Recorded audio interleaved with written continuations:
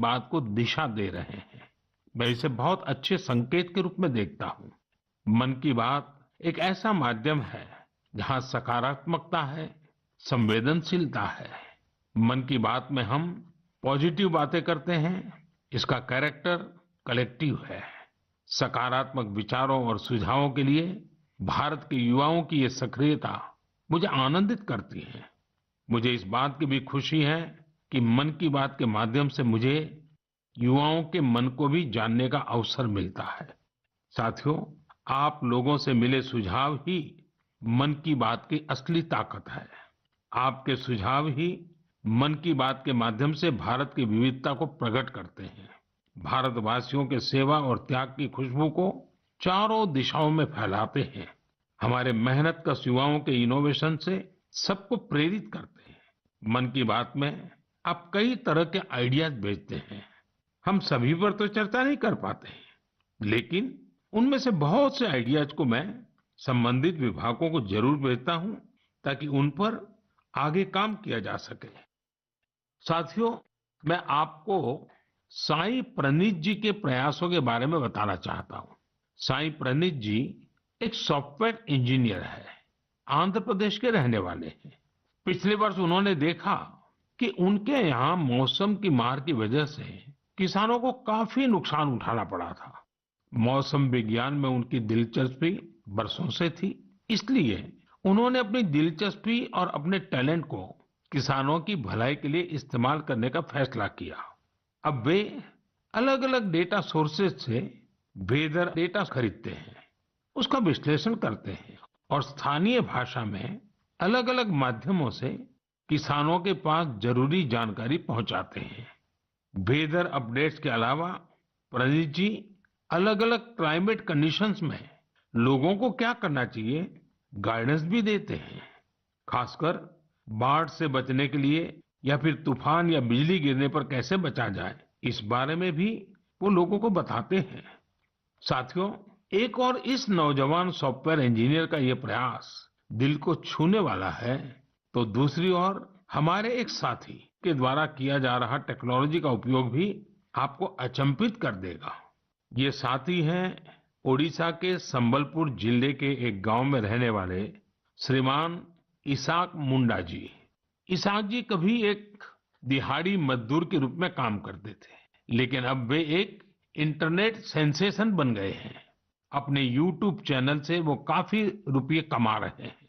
वे अपने वीडियोस में स्थानीय व्यंजन, पारंपरिक खाना बनाने के तरीके, अपने गांव, अपनी लाइफस्टाइल, परिवार और खान पान की आदतों को प्रमुखता से दिखाते हैं।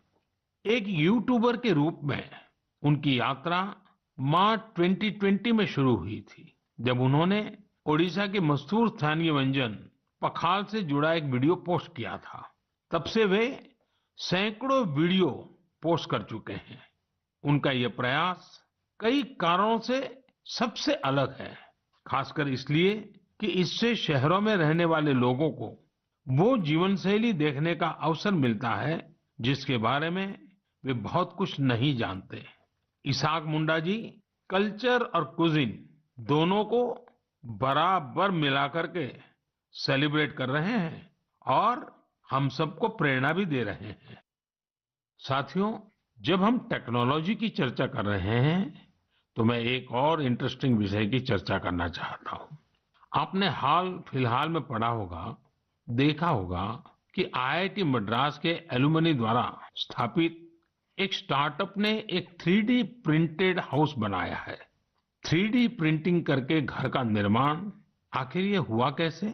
दरअसल इस स्टार्टअप ने सबसे पहले 3D प्रिंटर में एक 3 डाइमेंशनल डिजाइन को फीड किया और फिर एक विशेष प्रकार के कंक्रीट के माध्यम से लेयर बाय लेयर एक 3D स्ट्रक्चर फैब्रिकेट कर दिया।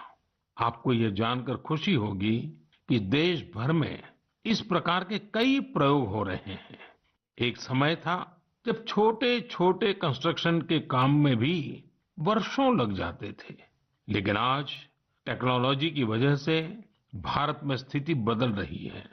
कुछ समय पहले हमने दुनिया भर की ऐसी इनोवेटिव कंपनीज को आमंत्रित करने के लिए एक global housing technology challenge launch किया था। ये देश में अपनी तरह का अलग तरह का अनोखा प्रयास है, इसलिए हमने इन्हें लाइट हाउस प्रोजेक्ट्स का नाम दिया। फिलहाल देश में 6 अलग-अलग जगहों पर लाइट हाउस प्रोजेक्ट्स पर तेजी से काम चल रहा है। इन लाइट हाउस प्रोजेक्ट्स में मॉडर्न टेक्नोलॉजी और इनोवेटिव तौर तरीकों का इस्तेमाल किया जाता है। इससे कंस्ट्रक्शन का टाइम कम हो जाता है।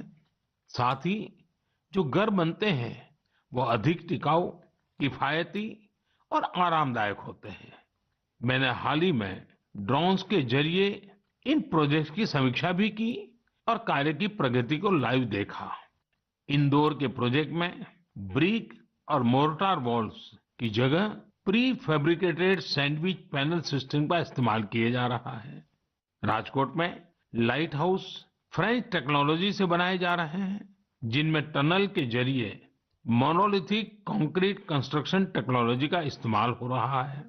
इस टेक्नोलॉजी से बने घर आपदाओं का सामना करने में कहीं अधिक सक्षम होंगे। चेन्नई में अमेरिका और फिनलैंड की technologies pre cast concrete system का उपयोग किया जा रहा है। इससे मकान जल्दी भी बनेंगे और लागत भी कम आएगी। रांची में जर्मनी के 3D कंस्ट्रक्शन सिस्टम का प्रयोग करके घर बनाए जाएंगे। इसमें हर कमरे को अलग से बनाया जाएगा, फिर पूरे स्ट्रक्चर को उसी तरह जोड़ा जाएगा जैसे ब्लॉक टॉयज को जोड़ा जाता है। अगरतला में न्यूजीलैंड की टेक्नोलॉजी का उपयोग कर स्टील फ्रेम के साथ मकान बनाए जा रहे हैं, जो बड़े भूकंप को झेल सकते हैं। वहीं लखनऊ में कनाडा की टेक्नोलॉजी का इस्तेमाल किया जा रहा है। इसमें प्लास्टर और पेंट की जरूरत नहीं होगी और तेजी से घर बनाने के लिए पहले से ही तैयार दीवारों का प्रयोग किया जाएगा। साथियों, आज देश में ये प्रयास हो रहा है कि ये प्रोजेक्ट इंक्यूबेशन सेंटर्स की तरह काम करे। इससे हमारे प्लानर्स, आर्किटेक्ट्स, इंजीनियर्स और स्टूडेंट्स नई टेक्नोलॉजी को जान सकेंगे और उसका एक्सपेरिमेंट भी कर पाएंगे। मैं इन बातों को खास तौर पर अपने युवाओं के लिए साझा कर रहा हूं, ताकि हमारे युवा राष्ट्र हित में टेक्नोलॉजी के नए नए क्षेत्रों की ओर प्रोत्साहित हो सके।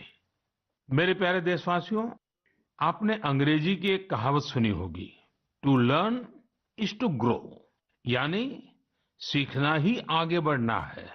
जब हम कुछ नया सीखते हैं तो हमारे लिए प्रगति के नए नए रास्ते खुद ब खुद खुल जाते हैं। जब भी कहीं लीक से हटकर कुछ नया करने का प्रयास हुआ है, मानवता के लिए नए द्वार खुले हैं, एक नए युग का आरंभ हुआ है। और आपने देखा होगा, जब कहीं कुछ नया होता है तो उसका परिणाम हर किसी को आश्चर्यचकित कर देता है। अब जैसे कि अगर मैं आपसे पूछूं कि वो कौन से राज्य हैं जिन्हें आप सेब, एप्पल के साथ जोड़ेंगे, तो जाहिर है कि आपके मन में सबसे पहले हिमाचल प्रदेश, जम्मू कश्मीर और उत्तराखंड का नाम आएगा। पर अगर मैं कहूं कि इस लिस्ट में आप मणिपुर को भी जोड़ दीजिए, तो शायद